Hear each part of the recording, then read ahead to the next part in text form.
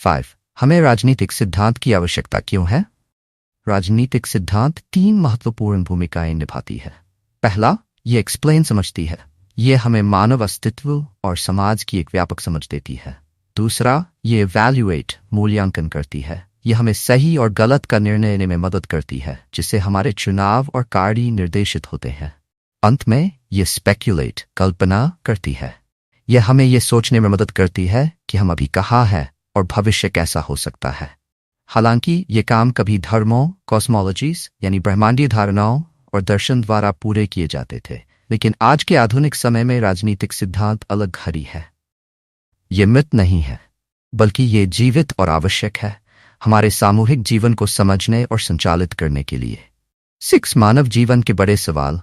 इस क्षण में हम कुछ मौलिक सवालों की गहराई में उतर रहे हैं, जो मानव जीवन और समाज की हमारी समझ को आकार देते हैं। ये वे सवाल हैं जिनसे हम अक्सर जूझते हैं, चाहे हम इसे जानबूझकर करें या अनजाने में। चलिए इन्हें एक साथ समझते हैं। सबसे पहले 6 महत्वपूर्ण सवालों पर नजर डालते हैं जो हमें मार्गदर्शन करते हैं। दुनिया में क्या चल रहा है? चीजें वैसी क्यों हो रही हैं जैसे वे हो रही हैं? क्या ये चीजें भविष्य में भी जारी रहेंगी? जो हो रहा है वह अच्छा है या बुरा, सही है या गलत? मुझे क्या करना चाहिए? मैं कौन हूं? हम कौन हैं? ये सवाल हमारे जीवन में हमारी स्थिति को समझने के लिए महत्वपूर्ण है। इन सवालों को समझना किसी भी समाज के कामकाज के लिए आवश्यक है। उदाहरण के लिए, पदानुक्रमित समाजों में सामान्य ज्ञान व्यक्तियों को उनकी सामाजिक भूमिकाओं को पहचानने में मदद करता है। एक निचली जाति का व्यक्ति जानता है कि उन्हें अपने से ऊपर वालों का सम्मान दिखाना चाहिए। यह साझा समझ सामाजिक संरचना को मजबूत करती है। लेकिन ये सवाल आते कहाँ से हैं? हम हमेशा इनसे शुरुआत नहीं करते, बल्कि ये अक्सर संकट के समय में उत्पन्न होते हैं। उदाहरण के लिए, जब कोई व्यक्ति अपने समुदाय से अलगाव महसूस करता है, तो वे पूछ सकते हैं, क्या मैं वास्तव में यहाँ का हिस्सा हूँ? मैं कौन हूँ? इसी तरह एक अजनबी का सामना करने पर जिज्ञासा जाग सकती है, वे उस तरह से व्यवहार क्यों कर रहे हैं? प्राकृतिक आपदाएं भी हमें सोचने पर मजबूर करती हैं, जिससे हम दुख और बदलाव की प्रकृति पर सवाल उठाते हैं। यह हमें ब्रह्मांडीय धारणाओं कॉस्मोलॉजीज की ओर ले जाता है, कहानियां जो हम जीवन की अराजकता को समझने के लिए बनाते हैं। वे हमें अनिश्चितता के समय में अर्थ खोजने में मदद करती हैं। अप्रत्याशित घटनाओं का सामना करने पर ब्रह्मांडीय धारणाएं हमें उस चीज से फिर से जोड़ने की अनुमति देती है जो अजनबी महसूस हो सकती है। वे हमारे सामान्य ज्ञान को भी चुनौती देती है, जिससे हमें जीवन के मौलिक सवालों पर गहराई से सोचने के लिए प्रेरित करती है। ब्रह्मांडीय धारणाएं सिर्फ सामान्य विश्वासों से परे जाती हैं। वे महत्वपूर्ण सवाल उठाती हैं, जैसे क्या हम जो दुनिया देखते हैं वह वास्तविक है? क्या मृत्यु के बाद भी जीवन है? ये कहानियां हमारे अस्तित्व को समझने के लिए एक ढांचा प्रदान करती हैं, अराजकता के बीच हमें सांत्वना और स्पष्टता देती हैं। वे उन चीजों में सामंजस्य और अर्थ लाती हैं जो अक्सर अव्यवस्थित महसूस कर सकती है। अंत में, आज जिन सवालों की हमने खोज की है, वे हमारे जीवन और समाज के कामकाज के लिए आवश्यक है। ब्रह्मांडीय धारणाएं इन सवालों को नेविगेट करने में महत्वपूर्ण भूमिका निभाती है, जिससे हमें अपने अनुभवों में अर्थ और समझ खोजने में मदद मिलती है। यदि आपको ये वीडियो विचारोत्तेजक लगा, तो कृपया इसे लाइक करें, अपने दोस्तों के साथ साझा करें और अधिक गहन सामग्री के लिए सब्सक्राइब करें। हम अगले वीडियो में आपसे मिलेंगे। 7. पश्चिमी आधुनिकता का उदय। अब हम ये जानेंगे कि कैसे प्राचीन ब्रह्मांडीय धारणाओं ने मानवता, प्राकृतिक दुनिया और ब्रह्मांड के बीच के संबंध को देखा। चलिए शुरू करते हैं प्राचीन ब्रह्मांडीय धारणाओं को समझने से। कई प्राचीन समाजों में मानव दुनिया और प्रकृति के बीच एक स्पष्ट रेखा नहीं थी। इन समाजों ने ब्रह्मांड को एक एकीकृत संपूर्ण के रूप में देखा, और वे मानते थे कि स्वयं को समझने के लिए पूरे ब्रह्मांड को समझना आवश्यक है। प्राचीन विचारकों ने न केवल मानव व्यवहार को प्रकृति से अलग किया, बल्कि उन्होंने इसे नैतिकता, एथिक्स के माध्यम से जोड़ा, जो लोगों के कार्यों और प्राकृतिक घटनाओं दोनों पर शासन करती थी। और भी दिलचस्प यह है कि विज्ञान और दर्शन के बीच भी कोई स्पष्ट भेद नहीं था। ये दोनों क्षेत्र आपस में जुड़े हुए थे, बिना किसी स्पष्ट सीमाओं के। दर्शन केवल मानव विचारों के बारे में नहीं था, और विज्ञान केवल दुनिया का अध्ययन करने के लिए नहीं था, ये सब एक बड़ी तस्वीर का हिस्सा था। यूरोप में विशेष रूप से एरिस्टोटेलियन के विचार में ब्रह्मांड को अर्थपूर्ण, उद्देश्यपूर्ण और एक महान डिजाइन की ओर बढ़ते हुए देखा गया। दुनिया में मौजूद हर चीज को एक बड़े लक्ष्य का हिस्सा माना जाता था, एक अंतिम उद्देश्य, फाइनल कॉज, जो जीवन और ब्रह्मांड को अर्थ देता था। कुछ ब्रह्मांडीय धारणाओं ने इसे और भी आगे बढ़ाया और सुझाव दिया कि यह डिजाइन यादृच्छिक नहीं था, बल्कि एक अद्वितीय ईश्वर की इच्छा का हिस्सा था। सच्ची संतुष्टि पाने के लिए मनुष्यों को इस दिव्य पैटर्न के साथ खुद को संरेखित करना था। वे इसे शुद्ध तर्क, रहस्योद्घाटन या भगवान की कृपा से जान सकते थे। अंत में पूर्वाधुनिक दुनिया आज की सोच से बहुत अलग दिखती थी। उस समय मनुष्यों ने खुद को प्राकृतिक दुनिया या ब्रह्मांड से अलग नहीं माना। इसके बजाय वे इससे गहराई से जुड़े हुए थे, खुद को एक अर्थपूर्ण संपूर्ण का हिस्सा मानते थे। जैसे जैसे हम इस श्रृंखला में आगे बढ़ेंगे, हम ये जानेंगे कि आधुनिकता में बदलाव ने इस दृष्टिकोण को कैसे बदल दिया और इसका पश्चिमी विचारधारा पर क्या प्रभाव पड़ा। अर्थ, मानव और गैर मानव प्रकृति की व्याख्या। स्वागत है हमारे वीडियो में, जिसमें हम मानव और गैर मानव प्रकृति की व्याख्या करेंगे और आधुनिक सोच में आए बदलाव को समझेंगे। इस वीडियो में हम देखेंगे कि 15वीं शताब्दी के आसपास कैसे बौद्धिक परिवर्तन शुरू हुआ और उसने हमारे दुनिया को देखने के तरीके को कैसे बदला। 15वीं शताब्दी में पश्चिमी समाजों में कुछ अद्वितीय घटित होना शुरू हुआ। प्रकृति, जिसे पहले एक उच्च उद्देश्य या दिव्य इरादों से जुड़ा हुआ माना जाता था, ने इन उच्चतर लक्ष्यों से अपनी कनेक्शन खो दी। इस बौद्धिक परिवर्तन ने पारंपरिक एरिस्टोटेलियन विचार को चुनौती दी कि प्रकृति में हर चीज का एक उद्देश्य होता है। अब यह नहीं माना जाता था कि आग का उठना या पानी का नीचे बहना किसी उच्च कारण के लिए है। आधुनिक सोच के नए तरीके में प्रकृति को अंतिम उद्देश्यों के दृष्टिकोण से नहीं देखा गया। प्रकृति की चीजों को अब स्वतंत्र और अलग अलग समझा गया। एक गेंद इसलिए नहीं चलती थी क्योंकि उसे चलने के लिए बनाया गया था, उसकी गति केवल उसे किक मारने पर निर्भर थी। ब्रह्मांड को अब किसी बड़े ब्रह्मांडीय डिजाइन का हिस्सा नहीं माना जाता था। ब्रह्मांडीय अर्थ की तलाश के बजाय विचारकों ने उन नियमितताओं पर ध्यान देना शुरू किया जो देखी जा सकती थीं। अगर कुछ बार बार घटित होता था, जैसे आग के पास गर्मी महसूस करना, तो वह अवलोकन, स्पष्टीकरण और भविष्यवाणी के आधार के रूप में माना जाता था। यह अवलोकन आधारित समझ की ओर बदलाव पुराने ब्रह्मांडीय धारणाओं से एक महत्वपूर्ण प्रस्थान था। अनुभवजन्य एम्पिरिकल विज्ञान के उदय ने लोगों के सोचने के तरीके को बदल दिया।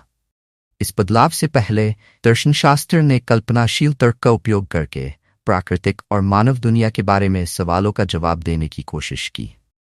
हालांकि आधुनिक विज्ञान के साथ दर्शन को अनुकूलित करना पड़ा। जॉन लॉक ने प्रसिद्ध रूप से दर्शनशास्त्र को विज्ञान की सहायक के रूप में वर्णित किया, क्योंकि तर्क अकेले प्राकृतिक दुनिया की व्याख्या नहीं कर सकता था। इंद्रियों और अवलोकन को एक प्रमुख भूमिका निभानी पड़ी। थॉमस हॉब्स जैसे विचारकों ने इस नए तरीके को मानव व्यवहार पर लागू किया। हॉब्स ने प्रस्तावित किया कि मानव क्रियाओं को उन्हीं वैज्ञानिक सिद्धांतों के माध्यम से समझाया जा सकता है जो प्राकृतिक घटनाओं का अध्ययन करने के लिए उपयोग किए जाते हैं। उनकी भौतिकवादी दृष्टि में जैसे प्राकृतिक घटनाओं के कारण होते हैं, वैसे ही मानव व्यवहार को भी अवलोकन और डेटा संग्रह के माध्यम से पूर्वानुमानित और समझाया जा सकता है। सीधे अवलोकन पर निर्भरता प्राकृतिक और सामाजिक विज्ञान दोनों के लिए आवश्यक हो गई। डेटा एकत्र करना विचारकों को सामान्यीकृत व्याख्याओं और सिद्धांतों का निर्माण करने में मदद करता था। ये सिद्धांत भविष्य की घटनाओं की भविष्यवाणी करने में सहायक थे, चाहे वे प्राकृतिक घटनाएं हों या मानव क्रियाएं। अंत में इस बदलाव ने हमारी प्राकृतिक दुनिया और मानव व्यवहार की समझ को पूरी तरह से बदल दिया। आधुनिक सोच में अवलोकन, नियमितता और डेटा संग्रह पर जोर हमारे आज की दुनिया को समझने और भविष्यवाणी करने का आधार बन गया है। 9. मानव को समझना। हमारे वीडियो में स्वागत है, जिसका शीर्षक है मानव को समझना, दो दुनियाओं का उदय। इस वीडियो में हम ये जानने की कोशिश करेंगे कि आधुनिक सोच में कैसे दो अलग अलग क्षेत्रों को पहचाना गया, प्राकृतिक दुनिया और मानव दुनिया। इतिहास के एक विशेष समय पर विचारकों ने ब्रह्मांड को कम से कम दो अलग अलग दुनियाओं में विभाजित देखना शुरू किया। हालांकि कुछ सवाल इन दोनों दुनियाओं पर लागू हो सकते हैं, लेकिन हम इन सवालों को पूछने के तरीकों में बड़ा अंतर पाते हैं। ये भेदभाव इस बात में एक महत्वपूर्ण बदलाव को दर्शाता है कि मनुष्य खुद को और उनके चारों ओर के ब्रह्मांड को कैसे समझते हैं। इन दो दुनियाओं में से पहली है गैर मानव प्राकृतिक दुनिया। ये दुनिया भौतिक और रासायनिक वस्तुओं से लेकर पौधों और जानवरों तक सब कुछ शामिल करती है। प्राकृतिक दुनिया भौतिक नियमों के अनुसार काम करती है और इसकी गतिविधियों को भौतिकी और जीव विज्ञान जैसी विज्ञानों के माध्यम से समझाया जा सकता है। दूसरी दुनिया इसके विपरीत है, मानव दुनिया। जो चीज मनुष्यों को अलग बनाती है वह है हमारी क्षमताएं, अपने अनुभवों और हमारे चारों ओर की दुनिया पर विचार करने की। इस दुनिया को मानव चेतना द्वारा परिभाषित किया जाता है, जिसका अर्थ है कि हमारे कार्य और समझ प्राकृतिक नियमों से परे जाते हैं और इसमें सामाजिक, सांस्कृतिक और संज्ञानात्मक तत्व शामिल होते हैं। हालांकि ये दोनों दुनिया अलग हैं, फिर भी वे पूरी तरह से एक दूसरे से अलग नहीं हैं। मनुष्य अभी भी प्राकृतिक दुनिया का हिस्सा है, जो भौतिक और जैविक ताकतों के साथ बातचीत करते हैं। लेकिन हमारे चिंतनशील और पूर्व चिंतनशील समझ में एक मूलभूत अंतर है, जो हमारे संबंधों को अद्वितीय बनाता है। ये अंतर हमारे अध्ययन के तरीकों को प्रभावित करते हैं। प्राकृतिक दुनिया को अनुभवनीय अवलोकन और वैज्ञानिक नियमों के माध्यम से समझाया जा सकता है, लेकिन मानव दुनिया को समझने के लिए हमें व्यक्तिगत अनुभवों और अर्थों पर विचार करना होता है। यह अंतर आधुनिक सोच में एक प्रमुख विकास को दर्शाता है। इस अंतर को समझना महत्वपूर्ण है क्योंकि यह हमारे अध्ययन के दृष्टिकोण को आकार देता है। प्राकृतिक विज्ञान भौतिक घटनाओं पर केंद्रित होते हैं, जो मानव अवधारणाओं से स्वतंत्र रूप से मौजूद होती है। हालांकि मानव विज्ञान में व्याख्या की आवश्यकता होती है, क्योंकि मानव क्रियाएं जटिल अवधारणाओं से जुड़ी होती है। उदाहरण के लिए, एक राज्य सिर्फ इमारतों का संग्रह नहीं है, यह सत्ता, शासन और सामाजिक व्यवस्था को शामिल करता है। उदाहरण के लिए, जॉन एफ कैनेडी की मृत्यु को लें। भौतिक रूप से यह जीवन का अंत है, लेकिन मनुष्यों के रूप में हम इस घटना को एक हत्या, एक राजनीतिक कृत्य के रूप में समझते हैं। इसे पूरी तरह से समझने के लिए हमें इसके पीछे की व्यापक राजनीतिक और सामाजिक संदर्भ को समझना होगा। राजनीतिक सिद्धांत के कार्य। डेन 1 पहला, व्याख्यात्मक और स्पष्टीकरण भूमिका। शुरुआत करते हैं यह समझने से कि हमारे कार्य अक्सर पूर्व चिंतनशील समझ द्वारा संचालित होते हैं। इसका सरल अर्थ है कि हमारे व्यवहार का अधिकांश हिस्सा अंतर्निहित धारणाओं और विश्वासों से आकार लेता है, जिन पर हम हमेशा सचेत रूप से विचार नहीं करते, लेकिन जो हमें हमेशा प्रभावित करते हैं। इसे उस स्वचालित लेंस के रूप में सोचें जिसके माध्यम से हम दुनिया को देखते हैं। राजनीतिक सिद्धांत इन अचेतन विश्वासों को सामने लाने में मदद करता है और उन्हें स्पष्ट करता है। और यहीं पर दर्शन शास्त्र फिलॉसफी आता है। दर्शन केवल अमूर्त विचारों के बारे में सोचने में मदद नहीं करता, ये मानव कार्यों और निर्णयों को आकार देने वाली अवधारणाओं को स्पष्ट करने में एक महत्वपूर्ण उपकरण है। अब राजनीतिक सिद्धांत पॉलिटिकल थ्योरी अकेले मौजूद नहीं है। यह समाज शास्त्र और राजनीतिक विज्ञान जैसे सामाजिक विज्ञानों के साथ मिलकर काम करता है। लेकिन एक मुद्दा है, समाज में क्या हो रहा है, इसे समझाने से पहले हमें इसके पीछे की अवधारणाओं को समझना होगा। यहीं पर सिद्धांत काम आता है। बिना इस अवधारणात्मक समझ के हम सामाजिक घटनाओं को समझाने की कोशिश में क्या देखना है, ये भी नहीं जान पाएंगे।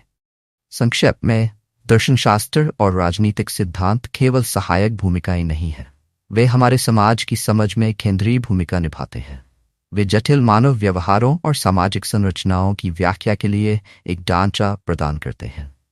राजनीतिक सिद्धांत यहाँ एक दोहरी भूमिका निभाता है। ये न केवल मानव व्यवहार की व्याख्या करता है, बल्कि यह भी बताता है कि समाज और राजनीतिक प्रणाली कैसे कार्य करती है। ऐसा करते हुए राजनीतिक सिद्धांत हमें सामाजिक और राजनीतिक घटनाओं की रूपरेखा तैयार करने और समझने के उपकरण प्रदान करता है।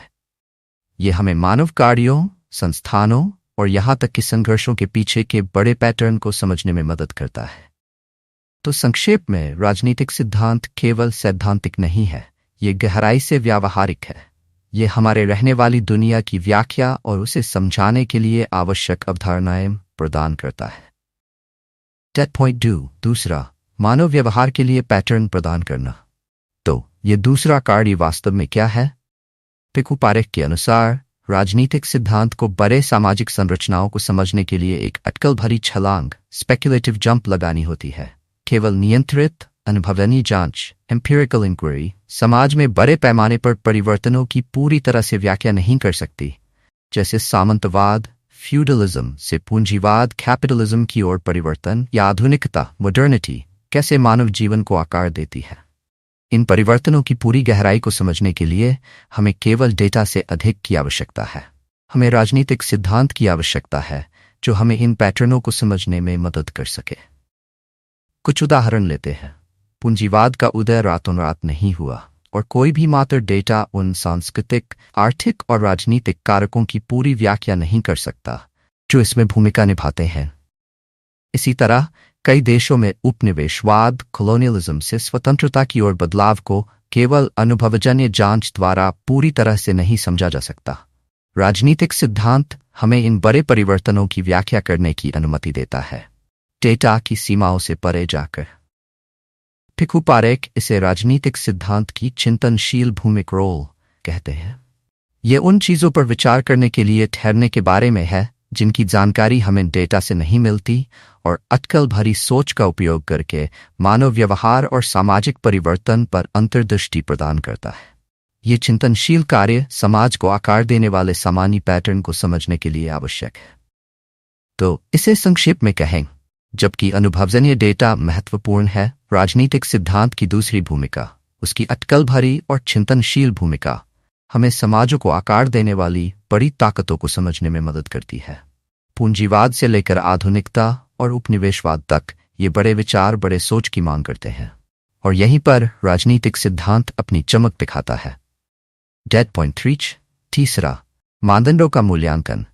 यह हमें राजनीतिक सिद्धांत के तीसरे कार्य पर ले आता है।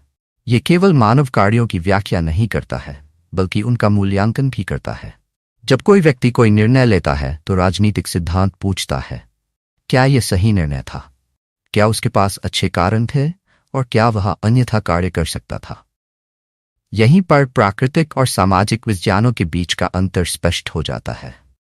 सामाजिक दुनिया में मानव कार्य नैतिक मूल्यों से जुड़े होते हैं। हम कार्यों का मूल्यांकन अच्छे और बुरे, सही और गलत के विचारों के आधार पर करते हैं। आइए इस विचार को क्रिकेट के उदाहरण से स्पष्ट करें। कल्पना करें कि एक गेंदबाज को लगातार 3 चौके मारे गए हैं। वह निराश और गुस्से में है। जब वह फिर से गेंद फेंकने की तैयारी करता है तो उसके सामने एक विकल्प होता है। क्या वह बदला लेने के लिए बीमर फेंकने का प्रयास करे, जो एक खतरनाक और अनुचित चाल है, या क्या वह खेल को ईमानदारी से खेलना जारी रखे? उस एक पल में गेंदबाज का निर्णय केवल रणनीति के बारे में नहीं है, यह नैतिकता के बारे में है। क्या उसे बल्लेबाज को आउट करने के लिए अनुचित साधनों का उपयोग करना चाहिए, या क्या उसे खेल की भावना का सम्मान करना चाहिए? ये निर्णय नैतिक निर्णय की आवश्यकता रखते हैं, न कि केवल रणनीतिक सोच की। नैतिक दुविधाएं केवल खेल तक सीमित नहीं है, वे हर जगह है, यहां तक कि राजनीति में भी। कल्पना करें कि एक सरकार सार्वजनिक शिक्षा से हट रही है, और ये निर्णय ऐतिहासिक रूप से वंचित समुदायों के लिए बनाई गई नीतियों को कैसे प्रभावित करता है। नीति निर्धारकों को निर्णय लेना होगा, क्या उन्हें इसके प्रभाव की उपेक्षा करनी चाहिए, या उन्हें इन समूहों का समर्थन करने के लिए नए तरीकों को लागू करना चाहिए। यह प्रश्न केवल अर्थशास्त्र या नीति के बारे में नहीं है, यह नैतिकता के बारे में है। सही काम क्या है? न्यायसंगत कार्रवाई क्या है? संक्षेप में कहें तो राजनीतिक सिद्धांत का तीसरा कार्य हमें मानव कार्यों का मूल्यांकन नैतिकता के दृष्टिकोण से करने में मदद करता है। यह समझने के बारे में है कि हम केवल क्यों कार्य करते हैं, बल्कि क्या हम सही कारणों से कार्य कर रहे हैं। एक क्रिकेटर यह निर्णय ले रहा है कि कैसे गेंदबाजी करनी है, या एक सरकार नीति बना रही है। नैतिक निर्णय मानव दुनिया को आकार देते हैं, और यही वह है जिसे राजनीतिक सिद्धांत हमें समझने में मदद करता है। देखने के लिए धन्यवाद। अगर आपको ये वीडियो पसंद आया तो कृपया लाइक, शेयर और सब्सक्राइब करें ताकि आप नैतिकता, राजनीति और समाज पर और भी चर्चाएं देख सकें। अगली बार मिलते हैं। स्टेप 4, चौथा, पहचान का निर्माण और दिशा निर्देशित क्रियाएं। राजनीतिक सिद्धांत का चौथा कार्य हमें यह समझने में मदद करना है कि हम कौन हैं। पदानुक्रमित हायरार्किकल समाजों में पहचान हमारे कार्यों को आकार देती है। किसी व्यक्ति की जाति, वर्ग या लिंग यह निर्धारित करता है कि वे कैसे व्यवहार करते हैं और दूसरे उनके साथ कैसा व्यवहार करते हैं। राजनीतिक सिद्धांत इस बात की पड़ताल करता है कि यह सामाजिक पहचान कैसे बनती है और ये हमारे कार्यों को कैसे प्रभावित करती है। उदाहरण के लिए, एक जाति प्रणाली में निचली जाति के व्यक्ति को दूसरों से दूरी बनाए रखनी पड़ सकती है या उन्हें उनके सामाजिक स्तर के अनुसार व्यवहार करना पड़ता है। ये पहचान उनके व्यवहार को आकार देती है, चाहे वे इसे पसंद करें या न करें। राजनीतिक सिद्धांत पूछता है, हम कौन हैं और ये किस प्रकार प्रभावित करता है कि हमें क्या करना चाहिए। अंततः राजनीतिक सिद्धांत क्रियाओं के लिए एक व्यावहारिक मार्गदर्शक है और साथ ही मानव प्रकृति और उद्देश्य पर एक गहन जांच भी करता है। शास्त्रीय विचारक जैसे प्लेटो और हेगेल ने पूछा, मानव की प्रकृति को देखते हुए उन्हें क्या करना चाहिए। आज भी हम इन सवालों से जूझ रहे हैं। इसलिए राजनीतिक सिद्धांत सिर्फ एक विचारधारा नहीं है, बल्कि यह हमारी पहचान, सामाजिक ढांचे और हमारे आचरण के तरीकों को समझने का एक उपकरण है। यह हमें न केवल यह जानने में मदद करता है कि हम कौन हैं, बल्कि यह भी कि हमें किस दिशा में कार्य करना चाहिए। इदैव राजनीतिक सिद्धांत का पतन। आज के वीडियो में आपका स्वागत है। हम एक दिलचस्प विषय पर चर्चा करने जा रहे हैं, राजनीतिक सिद्धांत का पतन। कुछ समय के लिए कई लोगों को लगा कि राजनीतिक सिद्धांत अब प्रासंगिक नहीं रहा, यहां तक कि इसे मृत भी घोषित कर दिया गया था। ये कैसे हुआ और क्यों राजनीतिक सिद्धांत को अप्रासंगिक माना गया?